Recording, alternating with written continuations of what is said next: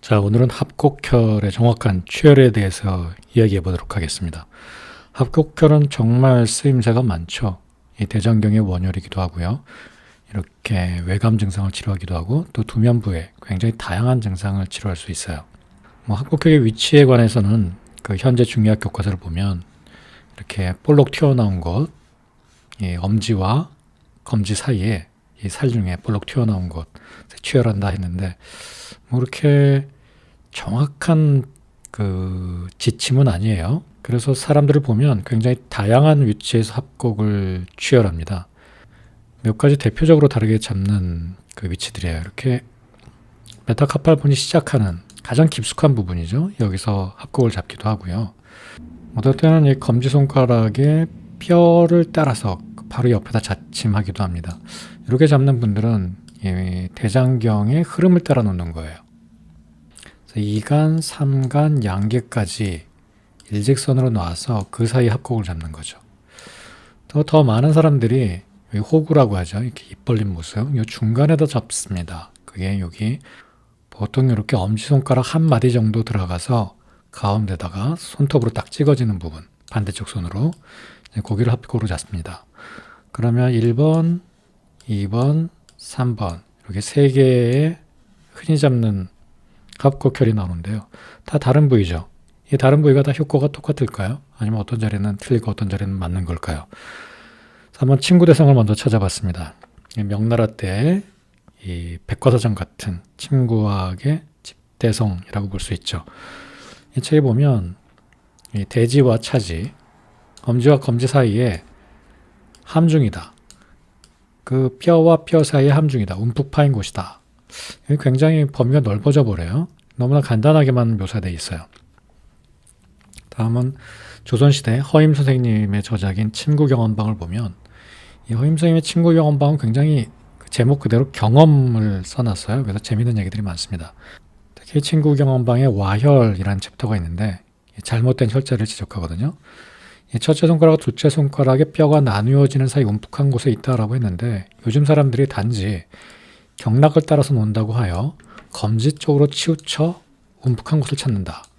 그리고 뼈가 나뉘는 사이에 움푹한 곳을 살피지 않는다. 이런 얘기를 했어요. 불찰, 기골간의 함중이다. 그러니까 어떤 손의 감각이 중요해요. 함중을 찾아야 되는데 어디서 찾아야 되느냐. 허임 선생님은 이 찰, 신중하게 찾는다는 얘기죠. 이 뼈와 뼈 사이에서 찾아야지 이 그림처럼 이 검지에 치우쳐서 찾으면 안 된다는 얘기예요. 검지에 치우쳐서 함중, 움푹한 곳을 찾지 말고 이 뼈와 뼈 사이에서 찰, 움푹한 곳을 찾아라 이렇게 얘기하고 계신 거죠. 또 다양한 합곡의 취혈에 관해서는 동시침을 얘기하지 않을 수 없는데요. 이 연골이라는 혈자리가 사실 합곡이에요. 여기는 지금 허임 선생님이 잘못된 합곡이라고 표시한 부분이고요. 삼간을 대백이라고 표현하고 이렇게 깊숙한 합곡 부위를 연골이라고 해요. 이렇게 합곡을 표현하는 혈자리가 많기 때문에 재밌는 연구가 있었어요. 이 임상에서 주로 많이 잡는 합곡을 5개로 나눴어요. 이렇게 검지에 가깝게 깊숙한 부분, 그리고 요 호구의 가운데, 또 호구의 가운데서 이 손가락으로 취혈한 길이를 잡은 부분, 그리고 정가운데, 그 다음에 이렇게 전도가 잘 되는 막대를 이용해서 또 자리를 잡아가지고 그 효과를 비교했더니 치통에 관해서는 1번, 여기 가장 효과적이고 두통에 관해서는 2번, 깊숙한 부분이 가장 효과적이고 여기 3, 4번 가운데 위치는 비슷한 효과를 보였다. 규모가 굉장히 작은 연구였기 때문에 중요한 의미를 갖지는 않습니다. 하지만 이런 연구가 굉장히 필요하죠. 자, 그러면 한번 이 고대 의서들에서 합곡을 어떻게 이야기하고 있는지 한번 볼게요. 영추에는 그냥 대지, 엄지의 메타카팔본의 사이다. 굉장히 스페시픽하지가 않고요. 가불경에 가면 대지와 차지, 천금용화에 보면 대지와 차지의 기골 사이다. 태평성해방에 보면 대지와 차지의 대지 양골 이 사이인데 완완중이라는 표현을 썼어요. 여기 다시 보면 함중이라는 표현도 있고요. 또 함중, 허임 선생님이 얘기한 그 움푹한 곳을 찾는다 하는 부분이죠. 함중, 또 완완중, 함중, 완환중 이런 말이 나오거든요. 이 완환중이란 말은 이렇게 볼록볼록한 것의 요 사이나 볼록볼록한 것의 튀어나온 부분을 얘기해요.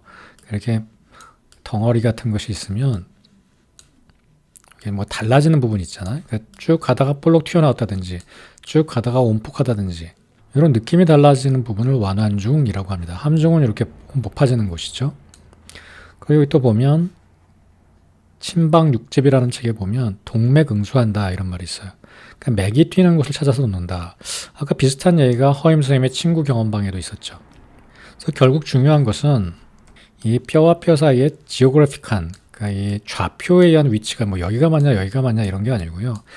요 사이에서 이 삼각형의 호구 사이에서 완환중 혹은 함중 느낌이 다른 곳, 텐더 포인트 혹은 환자가 시원해하는 것 이런 것들을 찾아서 놓는 게 중요한 정확하게 합곡을 취하라는 방법입니다.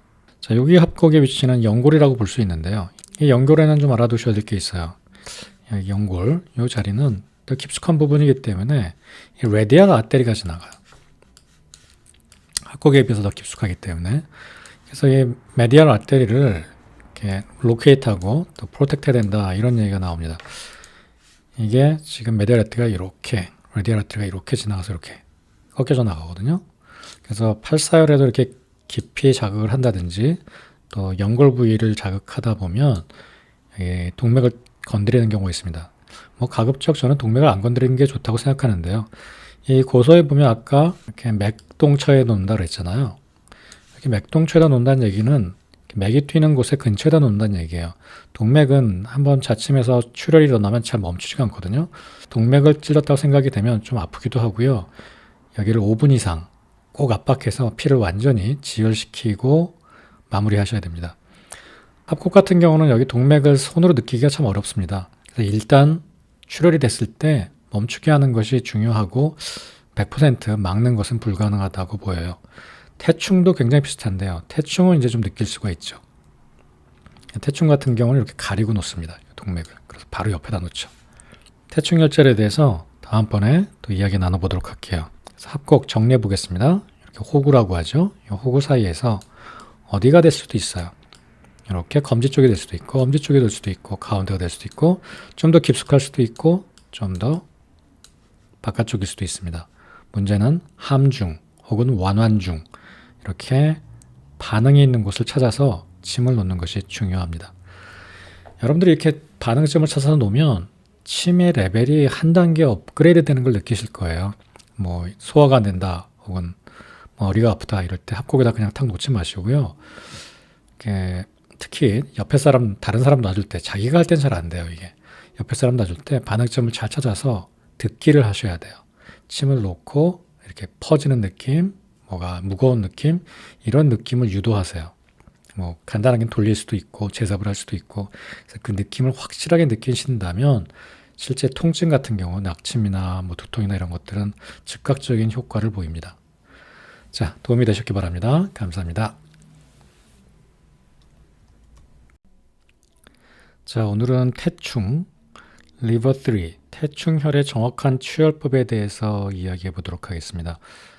이 태충혈은 합곡과 함께 사관으로 많이 취혈하시잖아요. 그리고 실제 혈자리의 위치도 합곡과 유사한 면이 많습니다.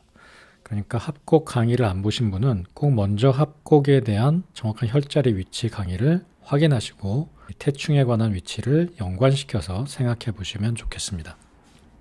현대 교과서를 보면 이렇게 태충의 위치를 행간에서 1촌 위쪽이다 이런 식으로 표현했단 말이에요.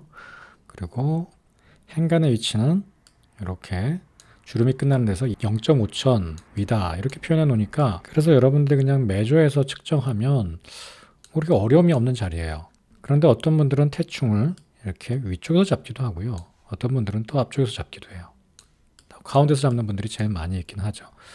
정확한 혈자리 또 정확한 효과를 보기 위해서는 어떻게 해야 되는지 한번 살펴볼게요. 각각의 다른 책들인데요. 동의보감에서 제가 발췌했습니다.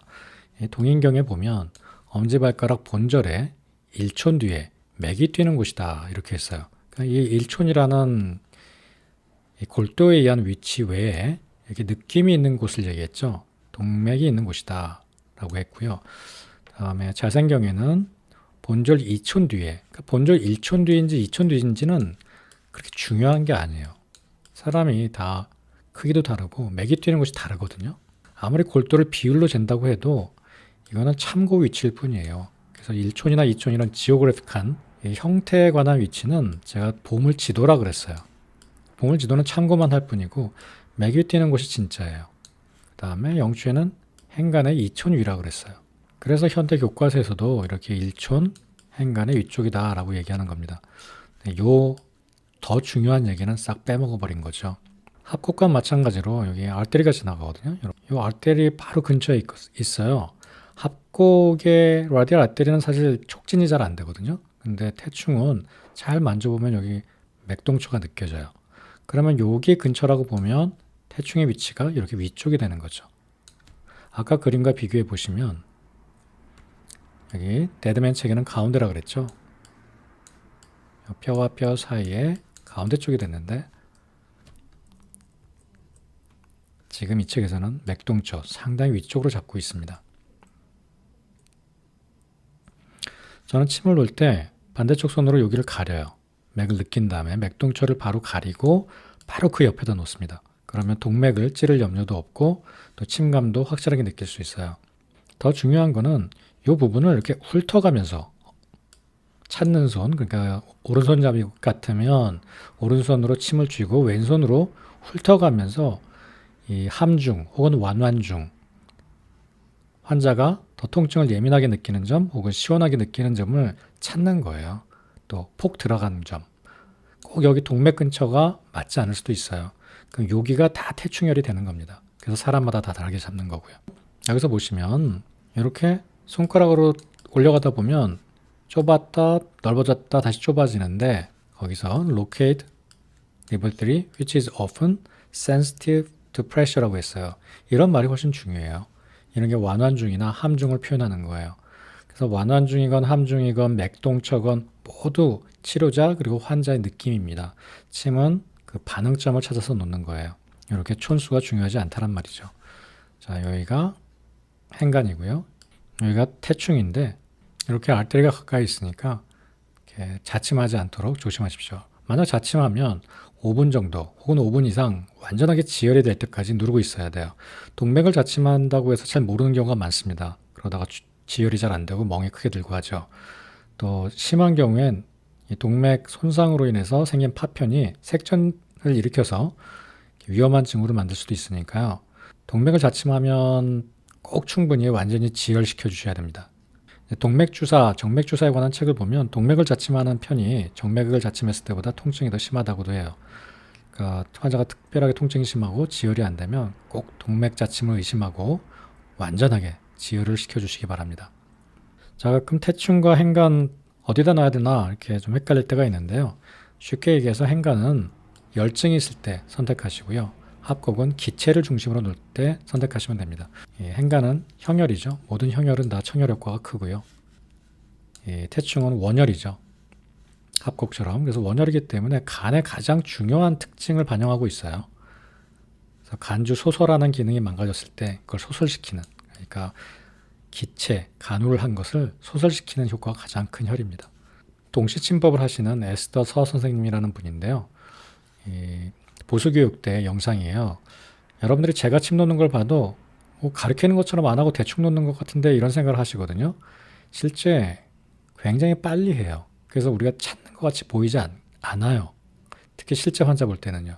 이 선생님은 지금 가르치시기 때문에 이 과정을 세세하게 보여주시거든요. 어떻게 찾아서 침을 놓는지 한번 보시겠습니다. This is again Yeah. A. That's more sensitive Oh, there. okay, and B. And not yeah, not as, but it's still Yeah. it does still hurt. Right, but compared to this foot Mhm. and this foot, is this one more sore? I Yeah. think so. Yeah, it's think better. I think so. Yeah. Okay. That's 그럼 very 누를 때 good. 굉장히 세게 눌러요. 저게 달라요. 저런 과정을 절순문연이라고 하는 거예요. 누르고 문지르고 Mhm. 끊어서 눌러보고 끝까지 위치를 확인하죠. 왼손으로. 지금 마지막까지 정확한 위치를 찾는 거예요. 저게 절이에요, 절. 왜냐면 이게 옛날식의 중국 분들은 저렇게 침체를 꼭 만집니다. 침이 어떻게 들어가고 어떻게 매니플레이트 하는지도 보세요. 그리고 침을 잡은 각도, 침과는 손가락 사이에 낀 것. 자, 오늘 태충혈의 정확한 위치에 대해서 이야기 나눠봤습니다. 여러분들 진료하시는데 도움이 되시기 바랍니다. 감사합니다.